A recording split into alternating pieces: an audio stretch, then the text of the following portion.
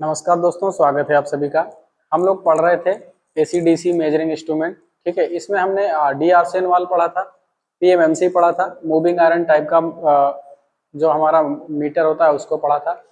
उसके बाद हमने पढ़ा था मल्टीमीटर के बारे में, उसके जो फंक्शन होते हैं क्या क्या उसके बारे में हम लोग देख रहे थे। ठीक है, तो आज हम लोग पढ़ेंगे उसी मल्टीमीटर में जीरो एडजस्टमेंट होता है हमारा एक चीज, है ना। तो क्या होता है कि जो भी पॉइंटर होता है उसको हम लोग क्या करते हैं, जीरो पर एडजस्ट करते हैं, तो उसी को क्या बोलते हैं, जीरो एडजस्टमेंट। तो इस चीज के बारे में हम लोग आज पढ़ेंगे, है ना। तो यहाँ पे हमारा पहला टॉपिक आज का होगा जीरो संयोजन होगा, या जीरो समायोजन बोलते हैं इसको। बोला है जब वो मीटर लीड्स खुले होते हैं तो पॉइंटर पूर्ण बाएं स्केल पर होता है जो अनंत प्रतिरोध को दर्शाता है ना। जब लीड को शॉर्ट किया जाता है तो पॉइंटर पूर्ण स्केल दाएं ओर होता है जो क्या होता है, शून्य प्रतिरोध का क्या देता है, संकेत देता है।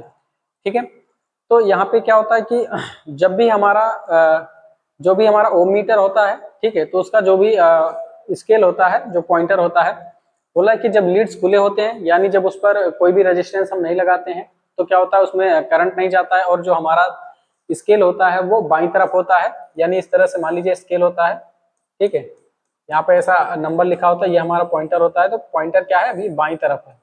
ठीक है, तो बाईं तरफ का मतलब होता है कि अनंत करंट, यानी रेजिस्टेंस उसका क्या है, एकदम अधिक है, उसमें कुछ रेजिस्टेंस लगा ही नहीं है ना। तो क्या हो गया, तो हमारा जो भी पॉइंटर होता है वो बाईं तरफ होता है। उसके बाद बोला जो कि किसको बताता है, अनंत प्रतिरोध को बताता है। बोला जब लीड को शॉर्ट किया जाता है, यानी जब हमने क्या किया, लीड को शॉर्ट करके उसको जोड़ दिया, उसमें वायर लगा दिया हमने कुछ, तो पॉइंटर पूर्ण दाएं स्केल पर होता है। यानी अभी पॉइंटर इस पे था, जब हमने लीड को कनेक्ट किया तो हमारा पॉइंटर दाएं स्केल पर आ गया। ठीक है, जो शून्य प्रतिरोध का संकेत देता है। यानी हमने क्या किया, उसको शॉर्ट किया है, जो भी हमारा क्या है, सर्किट है, जो भी हमारा प्रतिरोध को मापने वाला सर्किट होता है। आगे बोल रहा है यहाँ पे, आगे है परिवर्ती प्रतिरोध का उद्देश्य धारा को एडजस्ट करना है ताकि लीड्स को शॉर्ट करने पर पॉइंटर बिल्कुल शून्य पर हो, है ना। तो बोल रहा है कि क्या जो भी हमारा परिवर्ती प्रतिरोध है ना, उसका उद्देश्य क्या है कि करंट को हमको एडजस्ट करना है ताकि जब हम लीड्स को क्या करें, शॉर्ट करें, है ना, यानी जब क्या करें, सर्किट की लीड को हम जब शॉर्ट करें तो हमारा जो पॉइंटर हो बिल्कुल शून्य पर हो। तो इसी चीज को बोला जाता है जीरो एडजस्टमेंट। अगला है हमारा एकाधिक रेंज, जिसको बोलते हैं मल्टीपल रेंज, है ना। तो मल्टीपल रेंज में क्या होता है, इसको देखते हैं। बोला है शंट समानांतर प्रतिरोधों का उपयोग कई रेंज प्रदान करने के लिए किया जाता है ताकि मीटर प्रतिरोध मानों के बहुत छोटे से लेकर बहुत बड़े तक के मान को क्या कर सके, माप सके, है ना। तो भी जो अभी हमारा प्रतिरोध मापने वाला जो भी मल्टीमीटर होता है उसके क्या क्या होते हैं, बहुत सारे रेंज होते हैं, है ना, ताकि जो मीटर हो हमारा वो अलग अलग प्रतिरोध के मान को क्या कर सके, माप सके, जो छोटे से लेकर बहुत बड़े तक के हमारे मान के क्या होते हैं, प्रतिरोध होते हैं। आगे बोला है प्रत्येक रेंज के लिए शंट प्रतिरोध का मान का एक भिन्न मान स्विच ऑन किया जाता है ना। मान लीजिए शंट प्रतिरोध का एक अलग अलग मान होता है जिसको हम लोग क्या करते हैं, स्विच करते हैं एक के बाद एक करके, है ना, जो अलग अलग रेंज के होते हैं। आगे बोल रहा है उच्च ओम श्रेणियों के लिए शंट प्रतिरोध बढ़ता है और हमेशा किसी भी रेंज पर केंद्र स्केल पर पाठ्यांक के बराबर होता है। ठीक है, तो जो भी हाई श्रेणी का या उच्च श्रेणी का जो भी हमारा प्रतिरोध होता है उसके लिए जो शंट प्रतिरोध का मान होता है उसको हम लोग बढ़ाकर रखते हैं ताकि जो भी हम रेजिस्टेंस उसमें लगा रहे हैं उसको मापने के लिए, है ना, वो क्या करे, हमारे स्केल के जो पाठ्यांक होते हैं उसके बराबर क्या करे, उसको प्रदर्शित करे। आगे हमारा डिजिटल मल्टीमीटर, है ना। अब डिजिटल मल्टीमीटर क्या होता है, डिजिटल मल्टीमीटर उच्च इनपुट प्रतिबाधा और उच्चतम परिशुद्धता और विभेदन है ना। तो डिजिटल मल्टीमीटर क्या होता है, उसकी शुद्धता क्या होती है, एकदम अच्छी होती है। यह एक इनपुट एनालॉग सिग्नल को अपने डिजिटल समतुल्य में परिवर्तित करता है और इसे प्रदर्शित करता है। ठीक है, तो जो हमारा मल्टीमीटर होता है डिजिटल वाला, उसमें क्या है, हम जो भी एनालॉग सिग्नल को देते हैं वो एनालॉग सिग्नल को क्या करता है, डिजिटल में कन्वर्ट करता है और उस डिजिटल में जो कन्वर्ट हुआ सिग्नल है हमारा उसको क्या करता है, प्रदर्शित करता है। आगे है analogue input signal digital voltage, AC voltage प्रतिरोध या एसी या डीसी धारा हो सकते हैं। ठीक है, तो हमारा जो डिजिटल इनपुट सिग्नल है वो कुछ भी हो सकता है, चाहे एसी धारा, डीसी धारा या एसी वोल्टेज या डीसी वोल्टेज, इस तरह के कई सारे हमारे क्या होते हैं, इनपुट सिग्नल होते हैं। ठीक है, जो डिजिटल मल्टीमीटर में दिखाए जाते हैं। आगे बोल रहा है मल्टीमीटर का उपयोग करके प्रतिरोध का मापन। ठीक है, बोल रहा है कि सर्किट कॉन्फ़िगरेशन का उपयोग करके अज्ञात प्रतिरोध को मापने के लिए एक मूविंग कॉइल मीटर का उपयोग किया जा सकता है ना। मान लीजिए बोल रहा है कि सर्किट में क्या कर सकते हैं हम लोग, अज्ञात प्रतिरोध को मापने के लिए एक मूविंग कॉइल मीटर का उपयोग हम लोग करते हैं। बोला है लघुपतित परीक्षण प्रोब से ओम एडजस्ट कंट्रोल को ऑन कर दिया जाता है ताकि कुल परिपथ प्रतिरोध के माध्यम से धारा मीटर को पूर्ण स्केल पर विक्षेपित कर दे। ठीक है, तो बोल रहा है कि जो हमारा शॉर्ट करने वाला जो प्रोब्स होता है उसके द्वारा हम लोग क्या करते हैं, ओम के एडजस्ट कंट्रोल को क्या कर दिया जाता है, ऑन कर दिया जाता है, जिससे क्या होता है परिपथ का जो कुल प्रतिरोध है वो उसके माध्यम से क्या है धारा मीटर के। अब अज्ञात प्रतिरोध में परीक्षण प्रोब्स को संयोजित करने से धारा कम हो जाती है और स्केल पर विक्षेपण आपको प्रतिरोध मान देता है ना। तो क्या कह रहे हैं कि जब भी हम अज्ञात प्रतिरोध को क्या करते हैं सर्किट में जोड़ते हैं है ना मापने के लिए, तो उसको संयोजित करने से क्या होता है जो उसमें धारा जाती है वो धारा कम हो जाती है और इस कारण से क्या होता है जितना उसमें अमाउंट का करंट जाता है तो वो उसी हिसाब से क्या करता है प्रतिरोध के मान को अपने स्केल पर प्रदर्शित करता है। आगे बोल रहा है कि ओम के नियम के अनुसार आउटपुट धारा आरोपित वोल्टेज के समानुपाती होती है, प्रतिरोध की इकाई ओम होती है। तो सबको पता होगा कि प्रतिरोध की इकाई क्या होती है, ओम होती है। आगे हमारा वोल्टेज का मापन, measurement of voltage. Moving coil meter में है ना प्रतिरोध होता है। अब देखते हैं वोल्टेज कैसे मापा जाएगा किसी मल्टीमीटर में। बोला है कि मूविंग कॉइल मीटर में स्थिर प्रतिरोध होता है ताकि मीटर के माध्यम से उस धारा पर वोल्टेज के समानुपाती हो, इसलिए धारा मीटर का उपयोग वोल्टेज को मापने के लिए किया जाता है ना। तो बोल रहा है कि जो भी इसमें मूविंग कॉइल लगा होता है मीटर में उसका जो प्रतिरोध होता है क्या होता है स्थिर होता है और जिससे क्या होता है मीटर के माध्यम से धारा वोल्टेज के समानुपाती होती है ना। और बोल रहा है कि इसलिए धारा मीटर का उपयोग हम लोग वोल्टेज मापने के लिए करते हैं। आगे है मीटर में वोल्टेज रेंज विस्तार के लिए मीटर परिपथ के साथ श्रृंखला में प्रतिरोध संयोजित करना आवश्यक होता है ना। अगर हमको क्या करना है मीटर में वोल्टेज रेंज का क्या करना है विस्तार करना है तो मीटर परिपथ में हम लोग क्या करते हैं श्रृंखला में क्या करते हैं प्रतिरोध को संयोजित किया जाता है, यानी बहुत सारे प्रतिरोध को हम लोग सीरीज में लगाते हैं। आगे बोल रहा है एसी वोल्टेज को मापने के लिए शोधन की आवश्यकता है। विद्युत चुंबकीय प्रेरण द्वारा एसी उत्पन्न करने का सिद्धांत उच्च होता है। मल्टीमीटर से अज्ञात प्रतिरोध स्तरों को मापते समय हमेशा रेंज स्विच को उच्चतम उपलब्ध सीमा पर सेट किया जाना चाहिए और वहां से कार्य करना चाहिए, है ना। बोला है कि मल्टीमीटर से जब भी हम अज्ञात वोल्टेज स्तर को मापते हैं तो जो हमारा स्विच है ना, जो रेंज सिलेक्ट करने के लिए जो हमारा स्विच होता है उसको उसकी उपलब्ध उच्चतम सीमा पर क्या किया जाना चाहिए, सेट किया जाना चाहिए ताकि वो वहां से क्या कर सके अच्छे से वोल्टेज का मापन कर सके। आगे बोल रहा है कि वोल्टेज की इकाई क्या है, वोल्ट होती है। जो हमारा वोल्टेज मापने का जो विभवांतर मापने का जो इकाई होता है वो क्या कहलाता है, वोल्ट कहलाता है। आगे हमारा धारा मापन, मीटर से मल्टीमीटर से हम लोग धारा का मापन कैसे करते हैं उसको हम लोग देखते हैं। बोल रहे हैं मूविंग कॉइल मीटर धारा के प्रति संवेदनशील है ना। जो मूविंग कॉइल मीटर होता है वो करंट के प्रति क्या होता है, संवेदनशील होता है और इसलिए एक एमीटर होता है ना, इसलिए उसको क्या बोला जाता है, एमीटर बोला जाता है। आगे डीसी माप के लिए मीटर को परिपथ के साथ श्रृंखला में रखा जाता है ना। अगर डीसी करंट का मापन करना है तो मीटर को क्या करा जाता है, परिपथ में क्या सीरीज में रखा जाता है, इसलिए एमीटर संयोजन के लिए परिपथ ब्रोक किया जाना चाहिए और यह परिपथ का हिस्सा बन जाता है। आगे बोल रहा है एसी माप के लिए रेक्टिफायर टाइप मीटर का उपयोग किया जाता है जो रेक्टिफाइड अल्टरनेटिंग धारा को के औसत मान बताता है ना। तो जो हमारा एसी माप के लिए हम लोग क्या करते हैं, रेक्टिफायर टाइप का मीटर का इस्तेमाल करते हैं जो एसी को क्या करता है हमारा डीसी में चेंज करता है और जो धारा को के औसत मान को बताता है और धारा को क्या करता है, मापता है। आगे बोल रहा है धारा की इकाई जो है क्या है, एम्पियर होती है ना। तो जो धारा को मापने का इकाई होता है वो क्या कहलाता है, एम्पियर कहलाता है। अगला इसमें हमारा टर्मिनल होगा, संकेतक यंत्र होगा जो हमारा मीटर में उपयोग किया जाता है। बोल रहा है ये उपकरण जैसा कि चित्र में दिखाया गया है ना, चित्र में ये दिखाया गया क्या है, हमारा संकेतक यंत्र है। एक ग्रेजुएशन डायल पर सीधे वोल्टेज धारा पावर आज के मान को प्रदर्शित करता है। एमीटर वोल्ट मीटर और वर्ग मीटर इसी वर्ग के हैं, है ना। तो क्या होता है कि ऐसा एक हमारे पास क्या होता है, संकेतक यंत्र होता है जो क्या करता है अलग अलग चीज की वैल्यू को हमारा क्या करता है शो कराता है। इसमें क्या हमारा एमीटर, वोल्ट मीटर और वाट मीटर सब इसी श्रेणी में क्या होते हैं हमारे शामिल होते हैं, जो क्या करते हैं इस पे अंशांकन होता है, उसके बाद वैल्यू को क्या करता है हमारा पॉइंटर दिखाता है। आगे है एकीकृत यंत्र या इसको बोलते हैं इंटीग्रेटेड इंस्ट्रूमेंट। ये क्या बोला है, ये उपकरण कुल मात्रा को मापते हैं, या तो विद्युत मात्रा या विद्युत ऊर्जा को एक समय में एक परिपथ को आपूर्ति दी जाती है। एम्पियर, आवर, मीटर और ऊर्जा मीटर इसी वर्ग में आते हैं। ठीक है, जो हमारा इंटीग्रेटेड इंस्ट्रूमेंट होता है इसके अंतर्गत में हमारा क्या क्या चीज आता है, एम्पियर, आवर, मीटर और ऊर्जा मीटर आते हैं। ऊर्जा मीटर जो हमारे घर में लगाया जाता है मीटर, वो क्या होता है ऊर्जा मीटर होता है, जो हमारा काउंट करता है कितना यूनिट हमारा बिजली का बिल आया है। आगे हमारा रिकॉर्डिंग उपकरण है ना, इसमें क्या एक रिकॉर्डिंग उपकरण भी होता है जो क्या करता है, जो भी डेटा हम मापते हैं उसको क्या करता है रिकॉर्ड भी करता है। तो क्या है रिकॉर्डिंग उपकरण, ये उपकरण एक निश्चित समय में मापी जाने वाली मात्रा की गणना करते हैं और एक पेन के साथ प्रदान किया जाता है जो एक ग्राफ पेपर पर चलता है।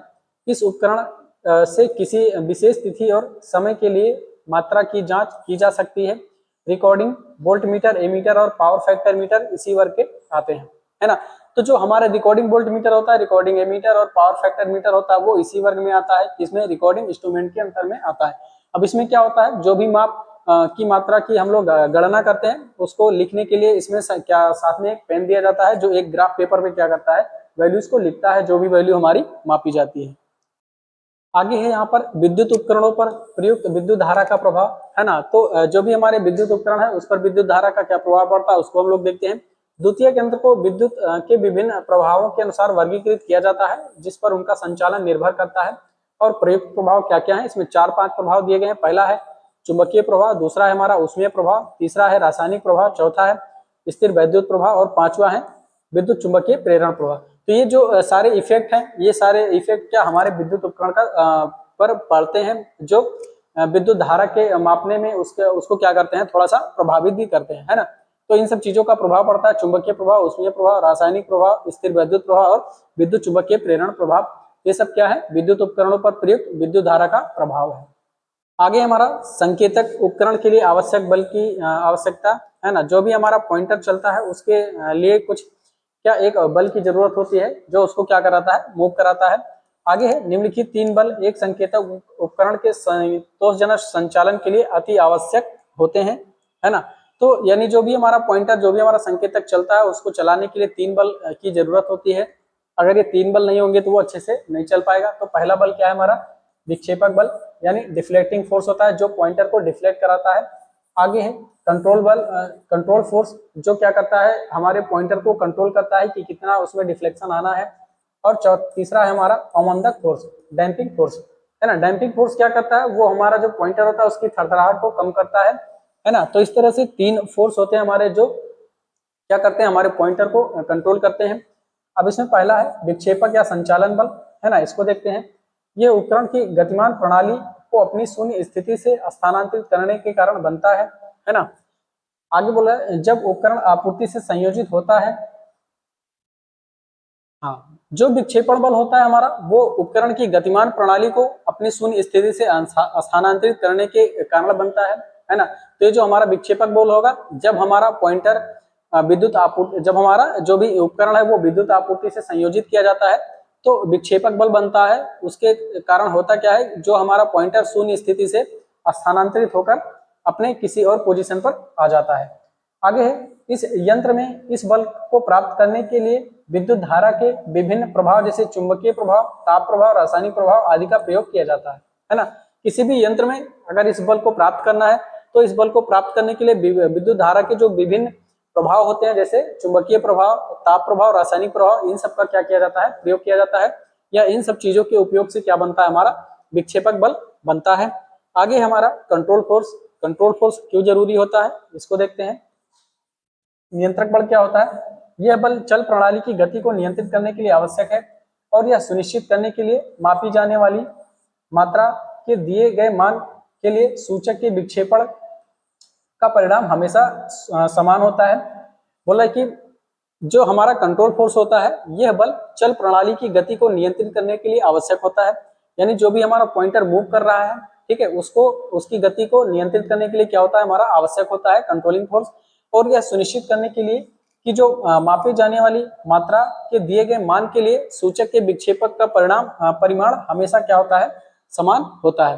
ठीक है, तो जो भी हम अमाउंट का करंट दे रहे हैं या वोल्टेज दे रहे हैं, जो भी हमारा मापना है, और सूचक जो हमारा पॉइंटर है उसका जो विक्षेपण है, दोनों का जो परिमाण होता है वो हमेशा क्या होना चाहिए, समान होना चाहिए, जिससे क्या हो कि हमारा जो पॉइंटर है वो सटीक वैल्यू को दिखा सके। जैसे नियंत्रण बल हमेशा विक्षेपण बल के विपरीत कार्य करता है ना, और जब उपकरण आपूर्ति से डिस्कनेक्ट हो जाता है तो सूचक को शून्य स्थिति में भी लाता है। तो अब जो कंट्रोल बल होता है वो विक्षेपक बल के क्या करता है, विपरीत कार्य करता है। ठीक है, तो मान लीजिए जो भी हमारा पॉइंटर घूम रहा है ना, मान लीजिए जो भी पॉइंटर हमारा क्या कर रहा है, मूव कर रहा है। ठीक है, यहाँ से लेकर यहाँ तक हमारा पॉइंटर क्या कर रहा है, मूव कर रहा है। तो पॉइंटर के विपरीत क्या करता है, हमारा कंट्रोल फोर्स कार्य करता है, जो पॉइंटर को कंट्रोल करता है कि वो ऐसा एकदम से दूसरा स्थिति में ना पहुंच जाए। ठीक है, तो यानी उसको एक कंट्रोल करने के लिए उसको उस बल का उपयोग किया जाता है। और एक चीज और होता है कि जब इसमें हम विद्युत आपूर्ति को डिस्कनेक्ट करते हैं तो हमारा जो पॉइंटर किसी पोजीशन पर स्थिर होता है तो उसको वापस से लाने में भी नियंत्रण बल हमारा क्या करता है, कार्य करता है। आगे निम्नलिखित में से किसी एक तरीके से नियंत्रक बल का उत्पादन किया जा सकता है। जो हमारा कंट्रोल फोर्स होता है इसके उत्पादन करने के हमारे पास दो नियम है।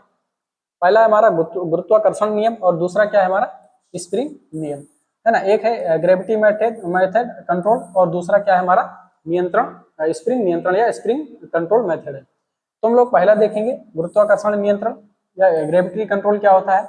इस विधि में छोटे समायोज्य भार सूचक के विपरीत विस्तार से जुड़े होते हैं, जैसा कि चित्र में दिखाया गया है ना। यहाँ पे एक चित्र है, हम लोग देखेंगे चित्र को। हाँ, तो क्या बोला था कि गुरुत्वाकर्षण नियंत्रण में क्या है, इस विधि में छोटे समायोज्य भार सूचक के विपरीत विस्तार से जुड़े होते हैं, है ना। तो ये जो हमारा पॉइंटर चित्र में देख रहे हैं ना, पॉइंटर के विपरीत में क्या जुड़ा है, हमारा एक बैलेंस बेड जुड़ा है।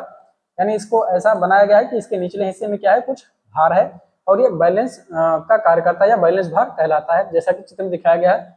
ये पृथ्वी के गुरुत्वाकर्षण खिंचाव से आकर्षित होते हैं और इस प्रकार आवश्यक नियंत्रण बल उत्पन्न करते हैं। ठीक है, तो ये बैलेंस भार जो हमारा होता है ये जब ग्रेविटेशन से क्या होता है, आकर्षित होता है, और इसके आकर्षित होने से क्या होता है, एक कंट्रोल बल या कंट्रोल टार्क हमारा क्या होता है, उत्पन्न होता है।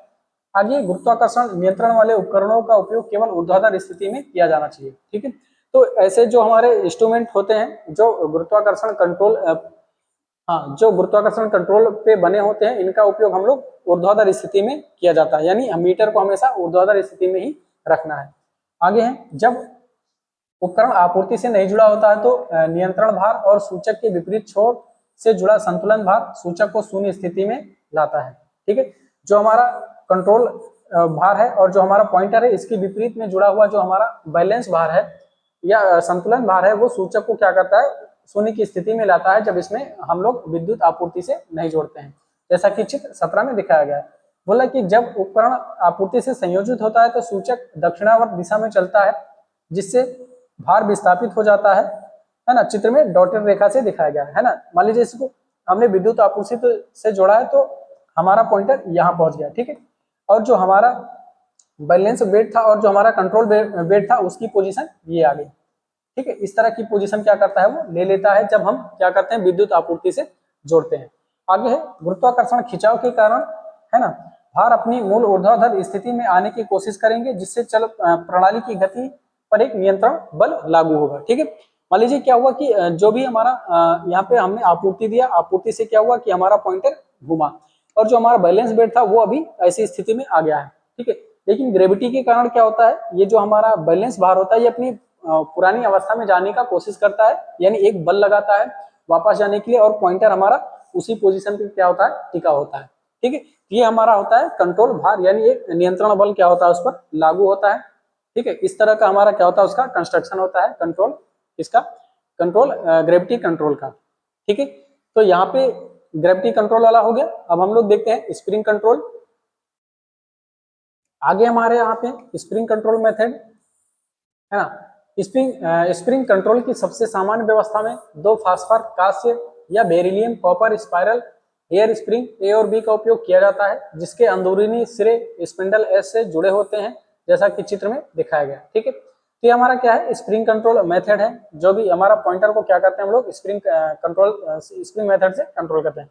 यहाँ पर देखो दो हमारा स्प्रिंग लगा हुआ है ना, एक स्प्रिंग ए है, दूसरा स्प्रिंग बी है। ठीक है, यहाँ पर जो हमारा स्प्रिंग ए वाला है ऊपर और नीचे क्या है, बी वाला, इसके जो अंदरूनी हिस्से हैं स्प्रिंग के, जो इंटरनल वाले हिस्से हैं वो स्पिंडल एस से जुड़े होते हैं। ये हमारा क्या होता है, स्पिंडल होता है। इस स्पिंडल से क्या होता है, हमारा इसके अंदरूनी हिस्से जुड़े होते हैं स्प्रिंग के। और स्प्रिंग का एक सिरा जो स्प्रिंग ए का जो एक सिरा होता है वो हमारा किससे जुड़ा होता है, लीवर से जुड़ा होता है। ठीक है, हाँ, स्प्रिंग का बाहरी सिरा लीवर से जुड़ा होता है ए वाला, लेकिन बी वाला जो होता है वो हमारा क्या होता है, इस भाग से क्या होता है, फिक्स होता है। ठीक है, और बोल रहा है कि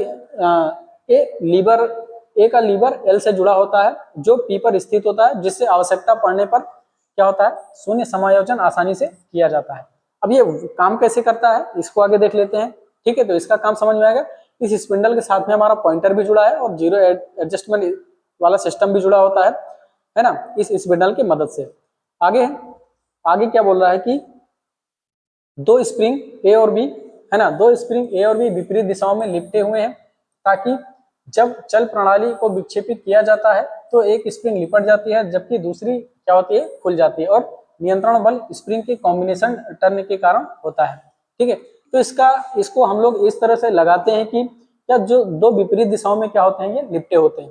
जब इसमें हम लोग क्या करते हैं, विद्युत आपूर्ति देते हैं, और जब हमारा पॉइंटर घूमता है तो क्या करता है, एक स्प्रिंग क्या होती है, लिपट जाती है, और दूसरी स्प्रिंग क्या होती है, खुल जाती है, जिससे क्या होता है कि एक नियंत्रण बल स्प्रिंग के कॉम्बिनेशन टर्न के कारण क्या होता है, कार्य करता है। ठीक है, तो यानी जो इसका कॉम्बिनेशनल टर्न होता है किसका, हमारा स्प्रिंग का, उसके कारण क्या होता है, कंट्रोल बल हमारा कार्य करता है। ठीक है, जिससे क्या होता है, हमारा कंट्रोल होता है पॉइंटर। आगे है, ये स्प्रिंग मिश्र धातुओं से बने होते हैं। स्प्रिंग जो बना होता है वो मिश्र धातु से होता है। पहला क्या है हमारा, इसके जो क्वालिटी है उसको हम लोग देख लेते हैं। क्लांति के लिए उच्च प्रतिरोध, यानी क्लांति का मतलब है बिना तनाव खोए कई बार लपेटा और खोला जा सकता है। यानी ये जो हमारा स्प्रिंग होता है वो इस मटेरियल से बनाया जाता है कि उसका जो यानी प्रतिरोध होता है उच्च होता है। प्रतिरोध कैसा, क्लांति के लिए। क्लांति का मतलब एक बार खोला जा रहा है, फिर लपेटा जा रहा है, फिर खोला जा रहा है, फिर लपेटा जा रहा है। तो ऐसी स्थिति में क्या होता है, कभी मेटल को आप ऐसे कभी लपेटिए कभी खोले तो टूट जाता है। तो यानी उस टूटने के लिए इसका प्रतिरोध क्या है, अधिक है, यानी वो आसानी से नहीं टूटेगा। दूसरा है हमारा अचुंबकीय गुण, है ना, अचुंबकीय गुण यानी बाह्य चुंबक से कोई प्रभावित नहीं होता है ना, तो इसके अंदर में जो भी कॉइल होती है उसके मैग्नेट का प्रभाव इस पर नहीं पड़ता है। तीसरा है हमारा न्यूनतम तापमान गुणांक, है ना, तापमान गुणांक क्या है, इसका न्यूनतम होता है, यानी तापमान बढ़ने के कारण इसकी लंबाई में वृद्धि नहीं होती है। आगे चौथा हमारा न्यूनतम विशिष्ट प्रतिरोध, यानी मूविंग प्रणाली के इन और आउट में अग्र धारा के लिए प्रयुक्त किया जा सकता है ना, जो इसका स्पेसिफिक रेसिस्टेंस होता है वो क्या होता है, कम होता है। यानी कि मीटर में इस स्प्रिंग के माध्यम से हम लोग क्या करते हैं, मीटर के अंदर में करंट का भी प्रवाहित करते हैं, यानी अग्र धारा भी क्या किया जाता है, प्रयुक्त किया जाता है। ठीक है, तो यहाँ पे है गुरुत्वाकर्षण नियंत्रण उपकरणों की तुलना में स्प्रिंग नियंत्रित उपकरणों के निम्नलिखित लाभ है। ठीक है, तो ये क्या है कि हमारा ये हमारा हो गया यहाँ पे स्प्रिंग कंट्रोल मेथड।